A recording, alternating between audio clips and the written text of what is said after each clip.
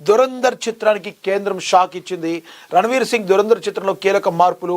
Bollywood star hero Ranveer Singh నటించిన action entertainer Dhurandhar box office వద్ద దూసుకుపోతుంది. ఇప్పటికే 2025లో అత్యధిక వసూళ్లు సాధించిన హిందీ చిత్రంగా రికార్డు సృష్టించిన ఈ సినిమాను కొన్ని కీలక మార్పులతో థియేటర్లో రిలీజ్ చేశారు. ఇక కేంద్ర సమాచార ప్రసార మంత్రిత్వ శాఖ ఆదేశాల మేరకు మార్పులు చేశారు. ఈ చిత్రంలోని కొన్ని పదాలను డైలాగును తొలగించాలని కేంద్ర చిత్ర బృందానికి సూచించింది. ఈ మేరకు డిస్ట్రిబ్యూటర్లు డిసెంబర్ 31న దేశవ్యాప్తంగా ఉన్న థియేటర్ యాజమాన్యాలకు ఈమెయిల్స్ పంపారు.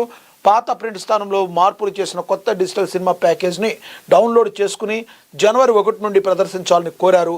ఇందులో 2 పదాలను మ్యూట్ చేయగా ఒక డైలాగ్ను మార్చారు.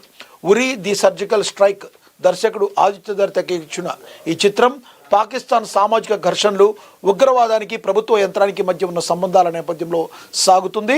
ఇందులో రణవీర్ సింగ్తో పాటు అర్జున్ రాంపాల్, అక్షయ్ ఖన్నా, ఆర్ మాధవన్, సంజయ్ దత్ వంటి భారీ తారాగణం నటించింది. ఈ కథ వాస్తవ సంఘటన ఆధారంగా రూపొందిన కల్పిత గాథ అని సెన్సార్ బోర్డ్ ఇప్పటికే స్పష్టం చేస్తుంది.